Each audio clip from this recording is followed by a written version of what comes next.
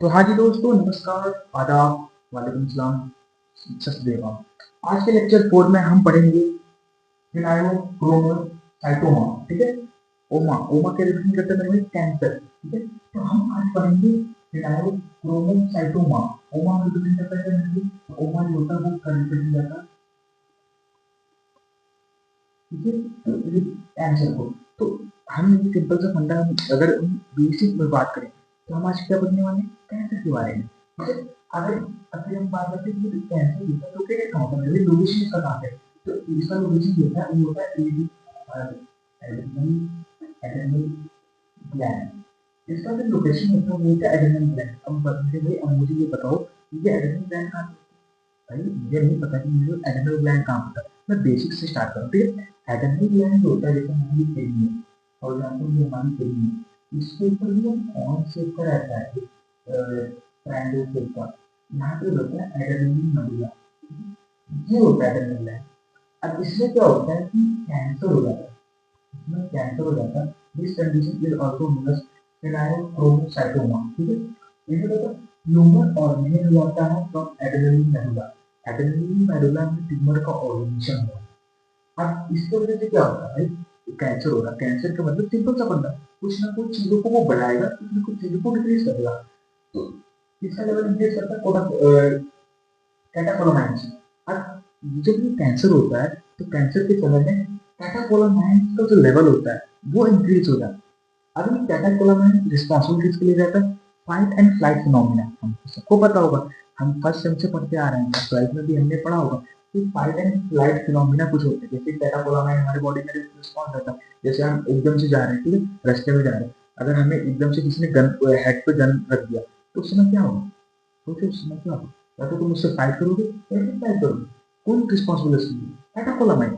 अब इसमें क्या होता है, फ्लाइट इस कंडीशन में क्या होता है, कैटाकोलामाइन का लेवल इंक्रीज हो रहा है, मतलब फाइट एंड फ्लाइट फिनोमेना तुम्हारे बॉडी के अंदर क्या हो रहा है, एक्सेस हो रहा है। नॉर्मली एड्रेनलिन मेडुला का क्या काम होता है, थोड़ा सा सोचते हो।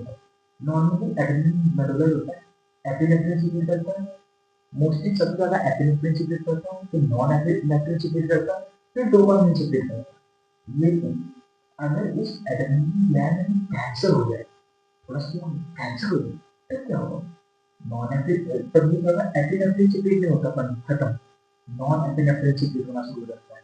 फिर उस पर एपिनेफ्रिन सीक्रेट होता है, डोपामिन सीक्रेट नहीं होता। तो डोपामिन इंटीग्रेशन सीक्रेट बंद होगा। ठीक है। दो टाइप्स के इसमें कैंसर मिलते हैं, एक होता है बिनाइन, एक होता है मैलिग्नेंट। ठीक है। दो टाइप्स के कैंसर मिलते हैं, दो टाइप्स के मिलते हैं, बिनाइन एंड मैलिग्नेंट। मोस्टली देखा गया है, सबसे ज्यादा केसेस में देखा गया कि बिनाइन कैंसर 90% केसेस में पाया जाता है, मैलिग्नेंट बहुत कम होता है, 10% में ही मिलता है। ठीक है। अगर हम इसकी आइडेंटिफिकेशन की बात करें, देखो बहुत सारे कैंसर को डिटेक्ट करने के लिए बहुत सारे आइडेंटिफिकेशन होते हैं। ठीक है। लेकिन the best way, most advance as well as best way to identify the chromocytoma is a gallium-68 gallium-68 PET CT. The best way to identify the condition, which is also known as phenylochromocytoma, ठीक है, gallium-68 PET CT is the best diagnostic evaluation or test which can be further used to detect the phenylochromocytoma. ठीक है। उसके बाद हम कुछ sign symptoms की बात करते हैं कि मेरे में साइन सिम्टम्स क्या क्या होंगे। सिंपल और कॉमन, सबसे कॉमन साइन सिम्टम कुछ नहीं याद रखना, पीएचडी याद रखो भाई, पीएचडी करना है, पीएचडी करके क्या करो, डॉक्टर बनेंगे, ट्रेन बनेंगे। पी से क्या होगा, पैल्पेशन होगा, एच से हेडेक होगा, डी से डिजीनेस होगा, डी से पैल्पेशन क्यों होता है, पैल्पेशन क्यों होगा, मेरा सोच नहीं होता। तो एड्रेनलिन मेडुला क्या करता है, एड्रेनलिन मेडुला क्या करता है, तुम्हारे एपिनेफ्रिन को मेंटेन करता है। ठीक है। हार्ट रेट को मेंटेन। अब तुम्हारे अंदर क्या होगा, तो नॉन एपिनेफ्रिन सीक्रेट होगा, मतलब मेटाबॉलिज्म में कहीं ना कहीं डिफेक्ट कर रहा होगा। मेटाबॉलिज्म में डिफेक्ट करेगा, सिंपल सा फंडा, हार्ट रेट को बढ़ा देगा। और जब हार्ट रेट बढ़ता है तो क्या होगा, पैल्पेट होगा, महसूस होगा, पैल्पेशन, हेडेक, सिरदर्द होगा, डिजीनेस। ठीक है। अब ये एड्रेनल ग्लैंड का फंक्शन क्या होता है, थोड़ा सा सोचो, एड्रेनल ग्लैंड का क्या फंक्शन होता है? हार्ट रेट को मेंटेन करता है सबसे पहले, मेटाबॉलिज्म करता है, फिर उसके बाद हम स्ट्रेस को भी मैनेज करता है। तो हम इस कंडीशन में देख सकते हैं कि अगर किसी पेशेंट को फिनाइलोक्रोमोसाइटोमा ओमा रिप्रेजेंट हो रहा है, तो उसके अंदर क्या हो सकता है? हार्ट रेट में हार्ट रेट एबनॉर्मल होता है सबसे पहला। जो स्ट्रेस का जो हार्मोन है, दैट इज स्ट्रेस किसके लिए रिस्पॉन्सिबल होता है? तो स्ट्रेस होता है कैटाकोलामाइन होता है। स्ट्रेस किसके लिए होता है? स्ट्रेस जो होता है वो मेरे भाई में स्ट्रेस फिर भी स्ट्रेस है, इससे कॉर्टिकल हार्मोन हार्मोन आते हैं, इसकी वजह से, ठीक है, कॉर्टिकल। अभी कॉर्टिकल हार्मोन ओमा कैंसर होगा, मीन्स ये ज्यादा भी सीक्रेट हो सकता है या फिर कम भी हो सकता है, ठीक है। अगर ज्यादा हो गया तो क्या कहेंगे, और कम हो गया तो फिर क्या कहेंगे? ज्यादा हो गया तो क्रशिंग सिंड्रोम कहते हैं, याद रखना क्रशिंग सिंड्रोम।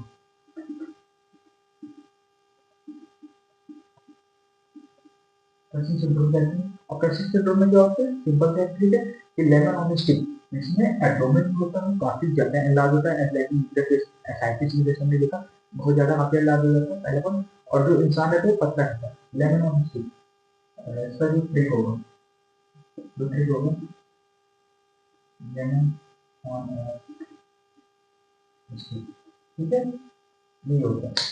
तो अब हम पढ़ने से आता है होता है कि जैसे क्रोमोसाइटोमा होता है क्योंकि ये टाइप ऑफ कैंसर भी होता है जो हमारे एड्रेनल ग्लैंड में प्रेजेंट रहता है। एड्रेनल ग्लैंड में प्रेजेंट रहने की वजह से क्या होता है कि एड्रेनल ग्लैंड रिस्पॉन्सिबल किसके लिए रहता है? तो तुम्हारे क्या कहते हैं, हार्ट फंक्शन के लिए रिस्पॉन्सिबल रहता है, स्ट्रेस के लिए रिस्पॉन्सिबल रहता है, और तुम्हारे क्या कहते हैं मेटाबॉलिज्म के लिए रिस्पॉन्सिबल होता है। लेकिन अगर ये कंडीशन हो जाता है तो कैंसर हो जाता है। कैंसर में क्या क्या हो जाता है? सब डिसबैलेंस हो जाएंगे, हार्ट रेट बढ़ जाएगा या कम हो जाएगा, पैल्पेशन होगा पेशेंट के अंदर, स्ट्रेस स्ट्रेस अप डाउन होगा, स्ट्रेस अप डाउन होगा, जिसका होता है कॉर्टिसोल का लेवल अप डाउन होगा, कॉर्टिसोल का लेवल अप डाउन होता है, अगर अब हो गया तो क्रशिंग सिंड्रोम हो जाएगा, ठीक है। और फिर इन केसेस में समटाइम्स देखा गया कि क्रैशेस हो जाता है, ठीक है, हाइपरटेंशन क्रैशेस हो जाता है। तो इसमें हम पेशेंट को एडवाइस करते हैं कि अल्फा प्लस बीटा कोई मेडिकेशन लेने होते हैं, अल्फा बीटा ब्लॉकर जो होते हैं रिसेप्टर उनको लेने को करता है। मेरी यही कंडीशन हम पढ़ेंगे नर्सिंग असेसमेंट के बारे में। अभी तक हमने पढ़ने का कंडीशन क्या था? फिनाइल क्रोमोसाइटोमा का। अब हम इसको नर्सिंग असेसमेंट के बारे में बात करते हैं। सबसे पहले जो नर्सिंग असेसमेंट होता है उसमें पेशेंट को ऐसे क्या करता है? सबसे पहले होता है पैल्पेशन। पैल्पेशन कंडीशन पेशेंट खुद पैल्पेट करेगा, ठीक है, कि हार्ट जैसे यहाँ पे हार्ट रखा तो उसको महसूस हो जाएगा एकदम से कि हार्ट रेट इंक्रीज होगा, ठीक है, हार्ट रेट। दूसरा क्या है? हेडेक, सेंट्रल ब्रेन, फिर उसका डायपोसिस क्या होता है? Condition is also known as excess sweating, ठीक है, excess sweating is also known as diaphoresis. Nausea vomiting होगा पेशेंट के अंदर, नोजिया वोमिटिंग क्यों होगा पेशेंट के अंदर? नोजिया वोमिटिंग इसलिए होगा क्योंकि उसका पेन एब्डोमेन होगा, पेन में एब्डोमेन में पेन होगा, जिस वजह से उसको नोजिया वोमिटिंग यूज होता है। ब्लड शुगर इंक्रीज होगा, एलिवेटेड होगा, ये बहुत ही इंपॉर्टेंट पॉइंट है। ब्लड शुगर इंक्रीज होगा, इम्पोर्टेंट होता है। एक पोस्टल हाइपरटेंशन होता है। तो मेनली पोस्टल हाइपरटेंशन क्या होता है? जैसे पेशेंट अगर किसी पोजीशन में लेटा हो, जैसे इस पोजीशन में, इस पोजीशन में, ठीक है, अगर वो अपना पोजीशन जैसे चेंज करता है, पोजीशन चेंज करने की वजह से क्या होता है? पोस्टल हाइपरटेंशन होता है। पोस्टल हाइपरटेंशन क्या होता है? कंडीशन होता है जिसमें पेशेंट जैसे एक पोजीशन में लाइट जैसे सुपाइन है, अगर उस सुपाइन से ट्रांस में या सेमी में गया पोस्टल हाइपरटेंशन को, उसका बीपी एलिवेट हो सकता है या डाउन हो सकता है, ठीक है। फिर उसके बाद बात करते हैं पैल्पेशन की। पैल्पेशन क्या होता है पेशेंट में? पैल्पेशन इसलिए होता है क्योंकि पैल्पेशन हार्ट रेट बढ़ रहा है। हार्ट रेट क्यों बढ़ रहा है? क्योंकि मतलब बीटा वन रिसेप्टर्स है, बीटा वन रिसेप्टर्स वो मोर एक्टिव हो गए हैं। बीटा वन रिसेप्टर ज्यादा एक्टिव हो जाएंगे जिसकी वजह से हार्ट रेट होगा, हार्ट रेट की वजह से पैल्पेशन होगा। सिंपल सा पाना सेम ऐसे हेडेक क्यों होता है? अल्फा वन रिसेप्टर्स इंक्रीज हो जाएंगे, अल्फा वन रिसेप्टर इंक्रीज होंगे तो वैसो कॉन्ट्रैक्शन होगा, वैसो कॉन्ट्रैक्शन की वजह से होगा हेडेक होगा। सिंपल सा पाना। तो ऐसे में हमने क्या करेंगे? अल्फा और बीटा, ठीक है, अल्फा और बीटा हम कोई ऐसा ड्रग देंगे जो कि अल्फा, हम कोई ऐसा ड्रग देंगे, हम कोई ऐसा ड्रग देंगे जो कि अल्फा प्लस बीटा इन दोनों को कंट्रोल करने वाले ड्रग हैं। इंटरवेंशन में ऐसा कोई ड्रग देंगे कि अल्फा और बीटा को कंट्रोल करेंगे, हेडेक एज वेल एज क्या palpitation दोनों एक साथ हो रहा है। इसका रिदम का इसका पैटर्न पूरी ऐसे ही ये इसका मतलब होता है पीछे palpitation होगा, ऐसे हेडेक होगा और नीचे क्या होगा डिक्रोसिस। डिक्रोसिस मतलब एक्सेसोरी हो रहा है पीछे। ऐसे में देखिए इंटरनेशनल की बात करते हैं हम क्या क्या इंट्रोडक्शन करेंगे क्या क्या देखेंगे तो फाइंडिंग करेंगे देखेंगे तो देखेंगे monitor heart rate and blood pressure. Monitor heart rate and blood pressure हमेशा याद रखना मेरे दोस्तों कि जब भी पेशेंट आता है तो सबसे पहले मॉनिटर क्या करना तो हार्ट रेट और ब्लड प्रेशर को मॉनिटर करना। पेशेंट को बोलना कि अवॉइड कॉफी है ना caffeine caffeine caffeine which is like अगर जो ब्लैक कॉफी होती है ना ब्लैक कॉफी जो Nestle for example black coffee वगैरह हो गया है ना फिर उसके बाद कुछ कैफीन हो गया फिर कोका कोला हो गया ब्लैक है ना उसको अवॉइड करना। फिर उसके बाद हम एक बड़ा सा पैरामाइन टीस्पून अभी मुझे दिमाग लगाओ पैरामाइन क्या होता है। पैरामाइन पैरामाइन में केमिकल सब्सटेंस होती है हमारे ज्यादातर चीज में as well as red wine में जिसका प्रेजेंट रहता है तो मैं पेशेंट को यही बोलना है कि cheese as well as red wine नहीं लेना है क्योंकि इसमें पैरामाइन है। पैरामाइन फर्दर में इंक्रीज कर सकता है अल्फा और बीटा के रिसेप्टर्स को ठीक है। अल्फा फिर उसको avoid sudden change of position postal hypertension होगा सिंपल सा होता है पोस्टल हाइपरटेंशन होगा जिसको वजह से हमें ये बताना है कि avoid sudden change of position. Patient को हमें यही बताना है स्ट्रेस करना कि अपना पोजीशन चेंज क्या है। Avoid to take medication. Advise the patient to take the medication in the morning. Morning में हमें पेशेंट को ये बताना कि सुबह को उठ के दवा लेना है ठीक है क्यों लेना है क्योंकि अगर वो मेडिकेशन में दवा नहीं लेता है मॉर्निंग में अगर वो दवा नहीं लेगा तो क्या होगा सिंपल सा बंदा हार्ट रेट उसका बढ़ेगा मतलब हार्ट रेट बढ़ेगा तो उसका हेडेक भी होगा हेडेक होगा एज वेल एज उसका जो हार्ट रेट वो बढ़ जाएगा। डाइट कैसे लेना है डाइट नॉर्मल डाइट लेना जो कि हाईली कैलोरी डाइट होना चाहिए और विटामिन वाले डाइट होना चाहिए।